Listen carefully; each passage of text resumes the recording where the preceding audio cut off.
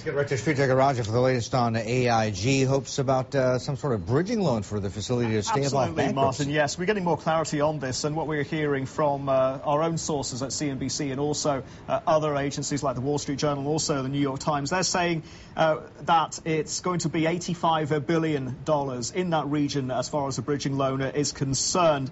And in terms of the immediacy, just really underlining the immediacy of this package and the need to get it on the table and up and running. Fed Chairman Bernanke, Treasury Secretary Paulson meeting with congressional leaders right now on that AIG rescue package. Of course, this is going to hit the shareholders hard, but the bottom line here is that the sense in the market is that, and amongst the administrators and the regulators and the broader government, is that this is an entity that is far too big to fail. And this is what analysts have been telling us throughout the day, that it has exposure internationally. It's a big player on the global derivatives market as well. So that is the real concern, that if it does go belly under, then there would be huge systemic risk and unwinding and pain, not just on Wall Street, but on Main Street and broader global markets as well. So that's the latest. All right, Dr. Roubini, Nouriel Roubini, standing by over New York, chairman at RGE Monitor. Just a couple of minutes ago, you're telling us that, a federal bailout of AIG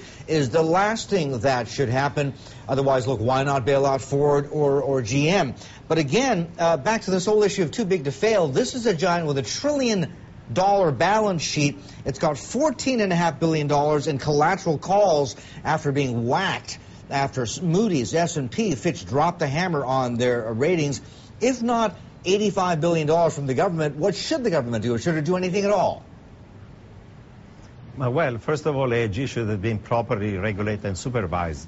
Here you have an insurance company that takes the premium from the people who have gotten insurance, and instead of investing it into safe assets like bonds for the long run, started guaranteeing toxic stuff like MBSs and CDOs or whatever not.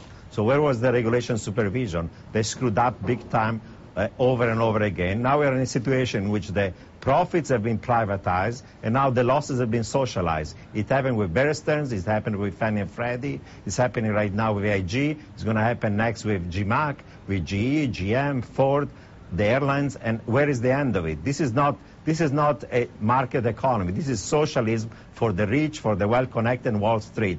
You're privatizing the profits, you're socializing the losses. There is a huge moral hazard problem here. Okay. There were other solutions that, given the size of the institution, would have worked out this problem without using U.S. taxpayers' money. Okay, what's been described as socialism for friends. Anyway, Sri.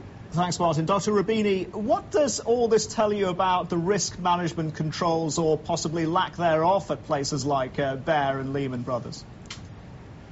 But we're in a situation which for the last 8 years, the ideology in Washington was self-regulation, that means no regulation, market discipline, there is no market discipline, internal risk management model that don't make any sense because, as the former CEO of Citi said, when the music is playing, you got to dance, and nobody's listening to the internal risk managers. And you had reliance on rating agencies that were being paid by the same financial institutions, so you had a huge conflicts of interest. So the reality is that self-regulation, market discipline does not work, internal risk models do not work. You need rules, you need regulation, you need supervision of the financial system. And we've gone from one extreme, in which there was no regulation, to now a massive intervention of the government in economic affairs like we have not seen for the last 70 years. So was this ideology that led us to this mess in the first place? Nouriel, just putting aside for a second what you think they should or shouldn't do, what do you think they will do further down the line? Do you think we might actually get to the stage whereby they might have to underwrite the entire banking system?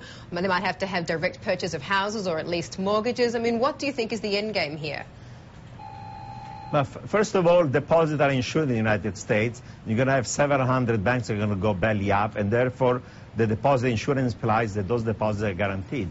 Now, the FDIC doesn't have more than $50 billion of assets left. They've already used about $8 billion to bail out the deposit of IndyMac. They're going to use another half of it to bail out the deposit of WAMO and other institutions. So they have to be recapitalized. So there's going to be a massive cost of essentially bailing out the depositors. The important use of public money, if you want to use public money, is not to bail out the reckless lenders, investor, but to reduce the value of the debts of the household sector. You have millions of households that are distressed. Until you reduce the value of their mortgages, that's not going to be a solution to the problem. So we need the government to go and buy the mortgages, reduce the face value, convert them from variable rate into fixed rate, and allow, therefore, an avoidance of massive foreclosure. That's the practical and useful use of public money.